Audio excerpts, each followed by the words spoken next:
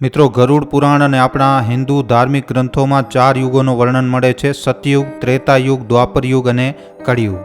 શાસ્ત્રોમાં કળિયુગના વિષયમાં જણાવવામાં આવ્યું છે કે આ યુગને અંધકાર યુગના નામથી પણ ઓળખવામાં આવશે અને આ અંધકાર યુગમાં માણસ, પ્રકૃતિ અને વાયુમાં એવા ભયંકર બદલાવ થશે જે આ ચારો યુગોમાં સૌથી વધારે ખતરનાક અને ભયંકર હશે. આ યુગના અંતમાં મહાપ્રલયનું વર્ણન મળે છે, જેના અનુસાર વિશાળ સમુદ્રની લહેરો આખી ધરતીને પોતાની ચપેટમાં લઈ લેશે. ચારે બાજુ જ્વાળામુખી ફાટવા લાગશે અને ધરતી કાંપી ઉઠશે. તમામ ઝાડવા અને મોટી બિલ્ડિંગો તૂટીને નીચે ધરાશાયી થઈ જશે. આ ભયંકર દ્રશ્યને જોઈને મિત્રો, ધરતીના હરેક પ્રાણીની રૂહ કાંપી ઉઠશે. પુરાણોના અનુસાર ત્રેતાયુગ ખતમ થયા પછી જ્યારે કળિયુગની શરૂઆત થઈ અને જ્યારે મનુષ્ય અને પ્રકૃતિમાં બદલાવ આવવા લાગ્યા, ત્યારે એ ભવિષ્યવાણી કરવામાં આવી હતી કે કળિયુગનો છેલ્લો દિવસ, મતલબ કે કળિયુગનો અંતિમ દિવસ કેવો હશે. તો આજના આ વિડીયોમાં મિત્રો, અમે તમને કળિયુગના એ છેલ્લા દિવસ વિશે એકદમ વિસ્તારથી જણાવવા જઈ રહ્યા છીએ. મિત્રો, વિડીયો ખૂબ જ ખાસ થવાનો છે, માટે આ વિડીયોને છેલ્લે સુધી જોવા તેમજ લાઇક અને શેર કરવા ખાસ વિનંતી.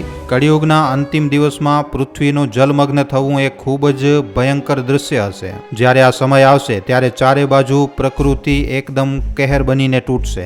માણસો અને પ્રકૃતિનો અસહનીય રૂપ જોવા મળશે. પૃથ્વી ઉપર ભયંકર પૂર, ભૂકંપ અને જ્વાળામુખી ફાટવા જેવી ઘણી બધી વિનાશકારી ઘટનાઓ એક પછી એક ઘટવા લાગશે.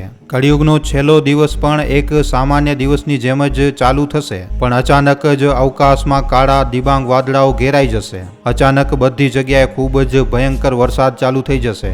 લગાતાર પડી રહેલી વરસાદના લીધે જોતા બધી નદીઓ એકદમ ઉફાન ઉપર આવી જશે. સમુદ્ર અને નદીઓનો જળસ્તર અચાનક જ વધવા લાગશે.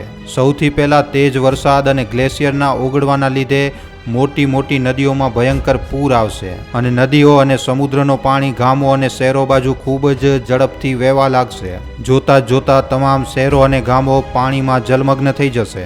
લોકો પોતાના ઘર મકાનોને છોડીને ઊંચી જગ્યા ઉપર ભાગવાનો પ્રયાસ કરશે, પણ આ દરમિયાન વધારે પૂરતી જગ્યાઓ ઉપર એકદમ પાણી જોવા મળશે. આના સિવાય ભૂકંપની તીવ્ર તરંગો પૃથ્વીને એકદમ દગાડી નાખશે. મોટા શહેરોની મોટી બિલ્ડિંગો જમીન ઉપર ધરાશાયી થઈ જશે અને રસ્તાઓ ઉપર દરારો પડી જશે, તિરાડો પડી જશે. જ્વાળામુખીથી નીકળતો લાવા અને એની જે રાખ હશે એ અવકાશને એકદમ ઢાંકી નાખશે અને આના કારણે ચારે બાજુ, આખી દુનિયામાં ચારે બાજુ અંધકાર છવાઈ જશે. પૃથ્વીની સપાટી ઉપર ગરમ લાવા વહેવા લાગશે અને જે જલમગ્ન થયેલા જે સ્થાન હશે તેને વધારે વિનાશકારી બનાવી નાખશે. આ સમય દરમિયાન જીવનનો સંઘર્ષ ખૂબ જ દુઃખદ અને ત્રાસદીપૂર્ણ હશે.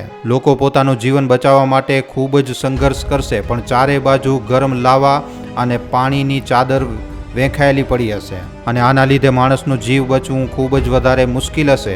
જે લોકો જીવિત બચશે એ ઊંચા પહાડો અને ઊંચી જગ્યાઓ ઉપર શરણ લેશે, પણ આવી જગ્યાઓ ઉપર પણ સુરક્ષિત રહેવાની સંભાવના ખૂબ જ વધારે ઓછી હશે, કારણ કે પાણીનો જળસ્તર લગાતાર વધતો જશે અને જ્વાળામુખીની લાવા પણ ફેલાતી જશે. હવામાં ઘૂંટણ અને સળગી રહેલી આગના કારણે શ્વાસ લેવું પણ ખૂબ જ વધારે મુશ્કેલ બની જશે. પ્રલયના આ દૃશ્ય પછી ધીમે જળસ્તર ફરી એકવાર ઓછો થવા લાગશે. ધરતી ઉપર ચારે બાજુ વિનાશનો દ્રશ્ય હશે. નીચે પડી ચૂકેલા ઝાડવાઓ, તૂટેલી ઇમારતો, બિલ્ડિંગો અને આની સાથે પાણીમાં વહી ચૂકેલા ઘણા બધા વાહન ધરતી ઉપર એકદમ વેંખાયેલા જોવા મળશે. ચારે બાજુ ફેલાયેલા વિનાશ પછી ફરી એકવાર એક નવી સૃષ્ટિનો એક અંકુર ઉગશે. આ સમય હશે જ્યારે આ ધરતી ઉપર ધર્મ, સત્ય અને નૈતિકતાની પુનઃ સ્થાપના થશે. ભગવાન વિષ્ણુના 10મા અવતાર ભગવાન કલ્કી અધર્મનો નાશ કરી અને પુનઃ આ સૃષ્ટિ ઉપર ધર્મની સ્થાપના કરશે. પૃથ્વીનું જલમગ્ન થવું એ ખૂબ જ ભયંકર ઘટના હશે, જે જૂના યુગનો અંત અને એક નવા યુગની શરૂઆત હશે. આ વિનાશકારી ઘટના પછી ધરતી ઉપર એક નવો યુગ આવશે, જે શાંતિ, સદભાવ અને ધર્મનો પ્રતીક હશે. જે લોકો જીવિત બચ્યા હશે એ એક નવી ઉમ્મીદની સાથે એકત્રિત થશે.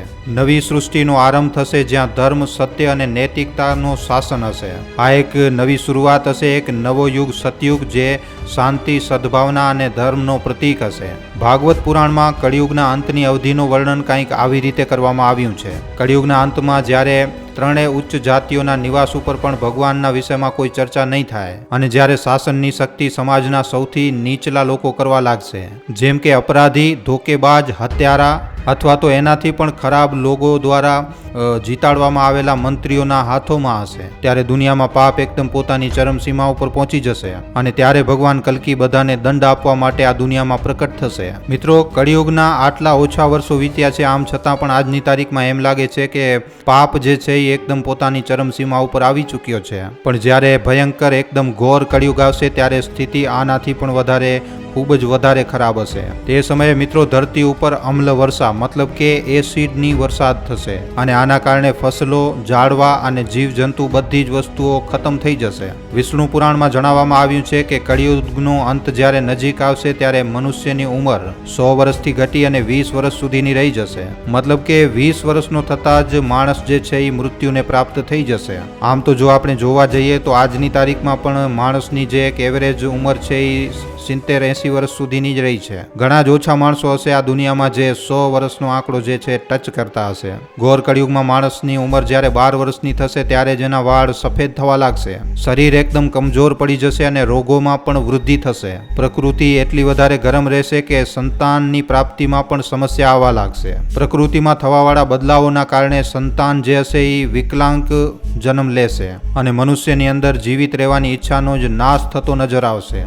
ભાગવત પુરાણના અનુસાર આ સમય દરમિયાન શાસ્ત્રો અને વેદોનો પાલન કોઈ પણ નહીં કરે. લોકોની અંદર દયા અને કરુણા જેવી કોઈ પણ પ્રકારની કોઈ ભાવના નહીં વધે અને આના ચાલતા પૂજા પાઠ, વ્રત, ઉપવાસ જેવી ધાર્મિક પ્રથાઓને કોઈ પણ વ્યક્તિ નહીં માને. ભવિષ્ય પુરાણના અનુસાર ઘોર કળિયુગમાં વિવાહને એક સમજોતાની રીતે જોવામાં આવશે. આ સમય દરમિયાન પુરુષ પુરુષની સાથે જ લગ્ન કરવા લાગશે. આમ તો જોવા જઈએ તો આજની તારીખમાં પણ આવી ઘટનાઓ તો બને જ છે. કેટલા એવા કેસ સામે આવી રહ્યા છે જ્યાં પુરુષ પુરુષ સાથે અને મહિલા મહિલા સાથે લગ્ન કરી રહી છે. પણ જ્યારે ઘોર કળિયુગ આવી જશે ત્યારે ભાઈ બહેનના પણ લગ્ન થવા લાગશે. જ્યારે કળિયુગના 5000 વર્ષ પૂરા થઈ જશે ત્યારે ગંગા નદી સૂકી જશે અને પાછી ફરી એકવાર વૈકુંઠ ધામ ચાલી જશે. કળિયુગના 10,000 વર્ષ પૂરા થયા પછી બધા જ દેવી દેવતા પૃથ્વીને છોડીને પોતાના ધામ ચાલ્યા જશે અને આના ચાલતા પછી લોકો પૂજા પાઠ, વ્રત, ઉપવાસ જેવા બધા જ ધાર્મિક કામો કરવાનો એકદમ બંધ કરી નાખશે. જમીનમાંથી અનાજ ઉત્પન્ન થવાનું બંધ થઈ જશે અને આવા સમય દરમિયાન ખાવા પીવા માટે લોકો પોતપોતાની અંદર જ અંદર લડવા લાગશે. કળિયુગના અંતિમ સમય દરમિયાન લગાતાર ખૂબ જ ભયંકર વરસાદ પડશે અને આના ચાલતા ચારે બાજુ પાણી જ પાણી જોવા મળશે. બ્રહ્મવૈવર્ત પુરાણમાં કળિયુગના અંતનું વર્ણન કરતા લખવામાં આવ્યું છે કે જ્યારે કળિયુગનો અંત આવશે ત્યારે એક ખૂબ જ ભયંકર પ્રલય આવશે અને આ ભયંકર મહાપ્રલયમાં ધરતીના હરેક પશુ પક્ષીનો નાશ થઈ જશે અને એ જ દિવસ હશે કળિયુગનો છેલ્લો દિવસ. અને શાસ્ત્રોના અનુસાર કળિયુગના આ મહા અંત પછી 1,70,000 વર્ષનો સંધિકાળ ચાલુ થશે. એના પછી સંધિકાળના અંતિમ ચરણમાં એક સાથે 12 સૂર્યોદય થશે અને આ 12 સૂરજની ગરમીથી, આ સૂરજના તેજથી પૃથ્વી પૂરી રીતે સૂકી જશે અને એના પછી પુનઃ આ ધરતી ઉપર ધર્મની સ્થાપના થશે અને આગળના ચરણમાં ફરી એકવાર સતયુગની શરૂઆત થશે. શાસ્ત્રોના અનુસાર અધર્મનો નાશ કરવા માટે ભગવાન વિષ્ણુ પોતાના 10મા અવતાર મતલબ કે કલ્કી અવતારના રૂપમાં જન્મ લેશે અને ભગવાન કલ્કી જ આ દુનિયામાંથી અધર્મનો નાશ કરી અને ફરી એકવાર ધર્મની સ્થાપના કરશે. તો મિત્રો, આજના આ વિડીયોમાં આપેલી ઘોર કળિયુગની માહિતી ઉપર તમારા શું અભિપ્રાય છે અમને નીચે કોમેન્ટ સેક્શનમાં લખીને જણાવવા ખાસ વિનંતી.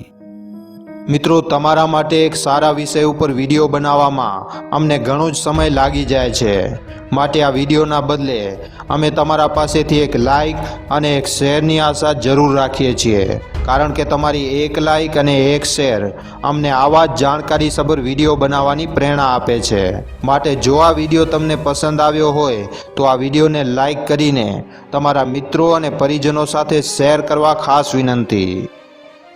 અને જો તમે અમારા ગુજરાતી દુનિયા નામના યુટ્યુબ ચેનલ ઉપર પહેલીવાર આવ્યા છો તો હમણાં જ આ ચેનલને સબસ્ક્રાઈબ કરી લેજો.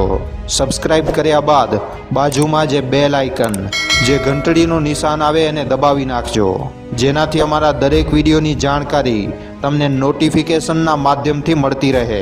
આખો વિડીયો જોવા બદલ આભાર. હવે આપણે મળીશું એક આવા જ નવા જાણકારીસભર વિડીયોમાં. ધન્યવાદ.